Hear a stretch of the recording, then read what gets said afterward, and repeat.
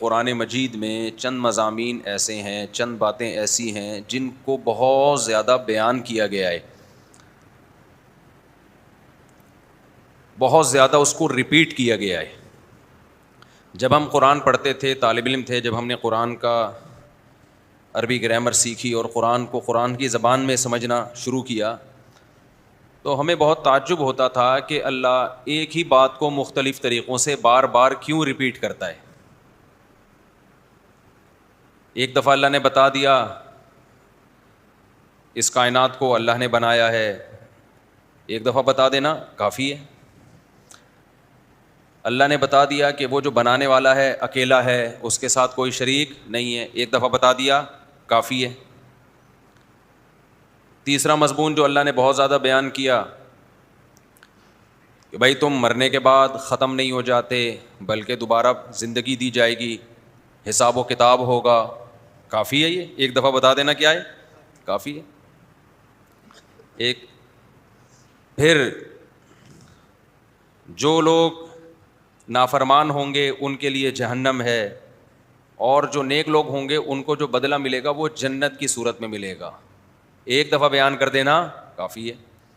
مجھے یاد ہے میرے ایک کلاس فیلو تھے، میں نے ان سے بھی اس کا تذکرہ کیا کہ اللہ تعالیٰ بار بار اسی مضمون کو مختلف طریقوں سے ریپیٹ کرتے ہیں۔ احکام تو قرآن میں بہت تھوڑے ہیں، آرڈرز جو ہے نا کہ یہ کرو یہ نہیں کرو، یہ بہت تھوڑے ہیں، زیادہ زور تو اسی پہ لگایا گیا ہے۔ تو انہوں نے بھی ایک بات کہی جو اس وقت سمجھ میں نہیں آتی تھی لیکن اب وہ سمجھ میں آتی ہے۔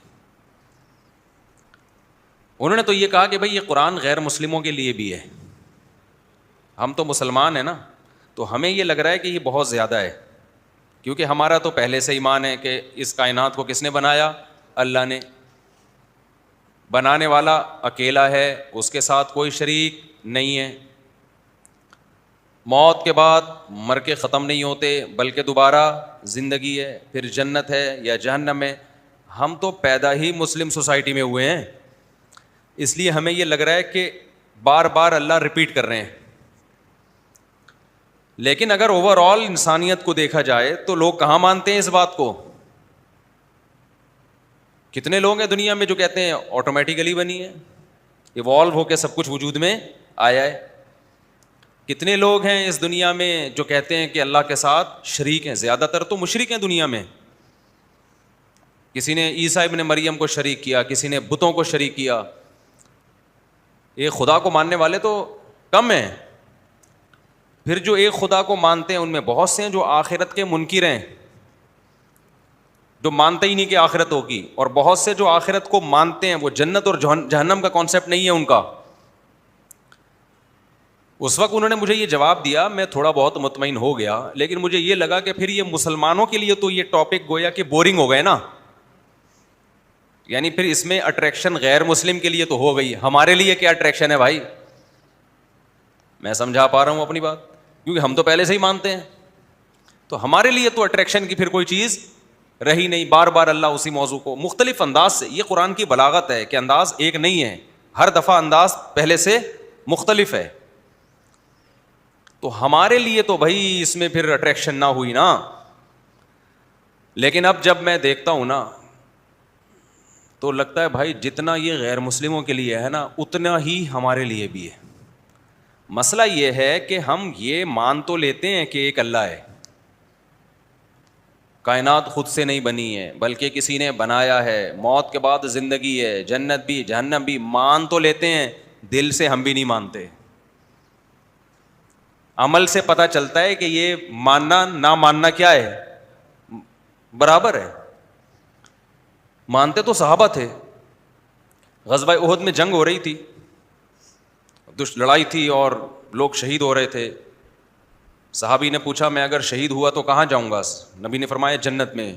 تو کھجور کھا رہے تھے، تو انہوں نے کہا کہ یہ کھجور کھانے کا زمانہ تو بڑا طویل ہے، جنت بالکل سامنے، تو یہ کھجور ختم کر کے میں جنت میں، تو ابھی کیوں نہیں چلے جاؤ بھائی؟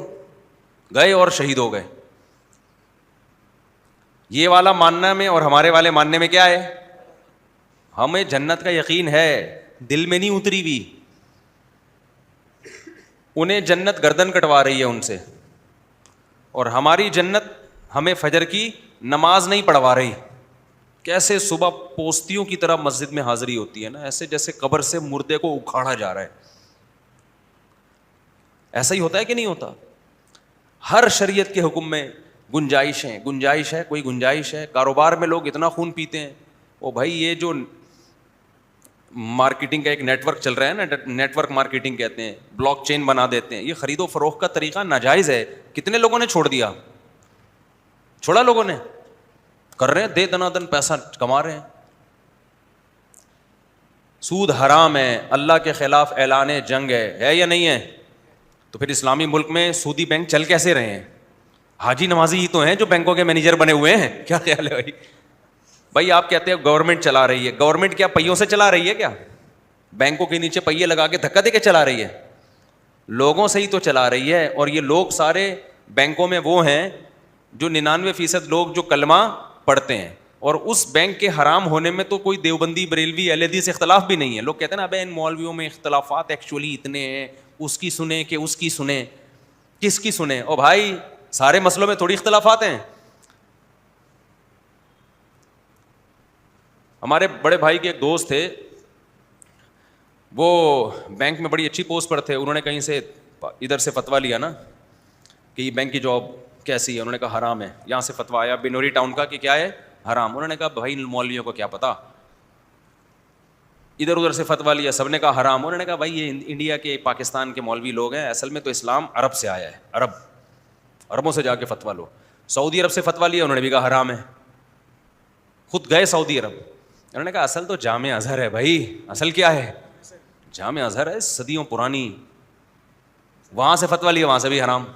لیکن ان کے دل میں اللہ کا خوف تھا, انہوں نے چھوڑ دی. انہوں نے کہا یار کوئی بھی گنجائش نہیں دے رہا ہے یہ تو صحیح. بریلویوں سے فتویٰ لیا, انہوں نے بھی حرام. اہل حدیث سے فتویٰ لیا, انہوں نے بھی حرام. تو ایک آدمی نے چھوڑ دی نا, 99% تو نہیں چھوڑتے. ایک طرف اتنی وعیدیں, فَأْذَنُوا بِحَرْبٍ مِّنَ اللَّهِ وَرَسُولِهِ, اگر تم سود لین دین نہیں چھوڑتے, اللہ رسول کا تمہارے خلاف اعلان جنگ. اس سے بڑی کوئی دھمکی ہو سکتی ہے بھائی؟ اعلان جنگ کا مطلب دشمن کا تو سب کچھ حلال ہوتا ہے, لیکن دے دنا دن بینک مینیجر کو آپ سمجھاؤ کہ بھائی یہ حرام ہے, کہہ رہے مجبوری میں کر رہا ہوں. پھر کہتے ہیں حرام مجبوری میں جائز ہو جاتا ہے. مجبوری کیا ہے بھائی؟ مجبوری میں لینڈ کروزر لے کے گھوم رہے ہیں مینیجر صاحب. شدید مجبوری ہے جس کی وجہ سے رکشے اور چنچی میں سفر. اللہ نے واقعی مجبوری میں حرام کو حلال کیا ہے. قرآن میں ہے کہ مجبوری میں حرام کو اللہ کیا کر دیتے ہیں, حلال. ما جعل علیکم فی الدین من حرج, اللہ کہتے ہیں ہم نے دین میں تنگی نہیں رکھی ہے. مگر وہ تنگی اللہ نے بیان کی ہے. بھوک سے مرنے لگو, پیٹ کمر سے چپک جائے, جان بچانا مشکل ہو جائے, تو خنزیر کو اللہ نے آپ کے لیے حلال کر دیا جان بچانے کے لیے, کہ جان بچاؤ, پہلے جان بچانا ضروری ہے. تو بینک کا مینیجر اگر اس کو پتا ہے کہ میں نے بینک جاب چھوڑ دی تو کھانے کے لالے پڑ جائیں گے, روٹی نہیں ملے گی, بھوک سے مر جاؤں گا میں, تو جب مرنے لگے گا تو کر لے بھائی. تو میں یعنی اس میں اپنے آپ کو بھی شامل کر رہا ہوں, میں کسی پہ ملامت نہیں کر رہا. ہم سب ایسے ہیں, باتیں ہماری بہت بڑی بڑی ہیں, منہ سے ہم سب بولتے ہیں جنت پر ایمان, جہنم پر ایمان, اللہ پر ایمان, لیکن جو ایمان کا تقاضا ہے, جو جنت پہ یقین رکھتا ہے, اس کا عمل ایسا نہیں ہوتا جیسا ہم لوگوں کا عمل ہے. وہ تو صحابہ اس پہ پورے اترتے تھے بس, اس معیار پہ. تو اب اندازہ ہوتا ہے کہ بھائی صرف ایمان لے آنا کافی نہیں ہے, بلکہ ایمان کا بنانا ضروری ہے, اس کا دل کے اندر اتر جانا ضروری ہے کہ کائنات بنی نہیں ہے, بنایا ہے کسی نے, بنانے والا ایک اکیلا ہے, اس کے ساتھ کوئی شریک نہیں ہے. شرک کتنا ہے ہمارے مسلمانوں میں, اللہ بار بار شرک کو حرام کرتا ہے. ہم تو کہتے ہیں یار بار بار اللہ ایک ہی موضوع کو ریپیٹ کر رہے ہیں, ایک دفعہ بتا دینا کافی تھا. لیکن مشرک مسلمانوں میں اتنے ہو گئے ہیں, یعنی مسلمان سے مراد من حیث القوم جس کو مسلم کہا جاتا ہے, ان میں اتنے ہو گئے ہیں کہ لگتا ہے کہ اللہ تو نے جتنا شرک پہ رد کیا, تجھے تو اور زیادہ رد کرنا چاہیے تھا, اور زیادہ رد کرنا چاہیے تھا. بہانے سے کوئی نہ کوئی شرک لے آتے ہیں. تو شرک کو دیکھ لو آپ, پھر آخرت پر یقین کا حال دیکھ لو. موت کے وقت بھی اب لوگ یعنی سدھرنے کے لیے تیار نہیں ہے. پہلے نا کسی کو ہارٹ اٹیک ہو جاتا تھا, انسان کا بچہ بن جاتا تھا, یار اللہ کی طرف سے اب تو بھائی ایک علامت آ گئی ہے, بیٹا اب سدھر جاؤ, انسان بن جاؤ. پہلے ہم نے دیکھا تھا لوگوں کو ایک بیماری آئی بڑی, نکلے توبہ طائب کر کے اللہ تو نے جھٹکا دے دیا, اب میں انسان کا بچہ بنوں گا, نمازیں شروع کر دیتا تھا, داڑھی بھی رکھ لیتے تھے, اور بس بھائی اب بہت بدماشی ہوئی. اب 3 اٹیک ہو چکے ہیں. جیسے ہی آپریشن میں ہوش آتا ہے نا, تو سب سے پہلے ٹی وی لگا کے بیٹھ جاتا ہے. جیسے ہوش آتا ہے نا تو پوچھتا ہے اور بھائی کیا چل رہا ہے کرکٹ میں, کون جیتا, بھائی کون آ رہا, کیا چل رہا ہے بھائی, ذرا اسکور بتا یار, میں تھوڑا دیر کے لیے, اصل میں ایکچولی وہ ٹیکا لگا دیا تھا, بے ہوش ہو گیا تھا, مجھے بھی اسکورنگ کا. یعنی جو آپ کی ترجیحات تھیں وہ ترجیحات ہی بدل گئی ہے. وہی شاعر کا ایک شعر ہے نا, نظر سوئے دنیا قدم سوئے مرقد, کہاں جا رہا ہے کدھر دیکھتا ہے, قدم روز بروز قبر کی طرف. تو یہ جو قرآن نے مضامین بیان کیے ہیں, یہ جتنے اہم کافروں کے لیے ہیں اتنے ہی زیادہ ان کی اہمیت مسلمانوں کے لیے. ایک بات کا میں ہمیں قرآن پڑھ کے انداز ہو, میں پتہ ہے مدرسے آیا اس لیے تھا, ہمارے استاد سے میں نے پوچھا کہ مدرسے میں کیا جب میں داخلہ لوں گا تو مجھے قرآن عربی میں سمجھ میں آئے گا, نماز میں جو امام صاحب تلاوت کرتے ہیں مجھے سمجھ میں آئے گا؟ انہوں نے کہا کیوں نہیں آئے گا. یہ چیز مجھے اٹریکشن کا ذریعہ بنی کہ یار قرآن تو سمجھیں کہ قرآن کی زبان میں. دیکھو ترجمے میں وہ بات نہیں ہوتی, ترجمے میں وہ مزہ نہیں ہوتا. کسی بھی زبان کا جب آپ ترجمہ کرتے ہو نا تو وہ جان ختم ہو جاتی ہے اس میں. قرآن تو عربی میں نازل ہوا بھائی, انگلش اردو میں تھوڑی ہے قرآن. عربی آئے گی تو پتہ چلے گا کہ کیا ہے, اس کے لب و لہجوں سے آپ واقف ہو گئے. تو ہم نے تو پھر عربی ادب کی کتابیں اور وہ شاعری اور وہ ساری, تاکہ کیونکہ زبان صرف کسی کتاب سے نہیں سیکھی جا سکتی جب تک آپ پورا لٹریچر نہیں پڑھتے اس سے متعلق. تو پھر جب ہم پڑھتے تھے ہمیں پتہ چلا بھائی یہ قرآن کے تو مضامین وہ ہیں ہی نہیں جو جن چیزوں میں ہم الجھے ہوئے ہیں, وہ تو قرآن تو ان چیزوں کا ویلیو ہی نہیں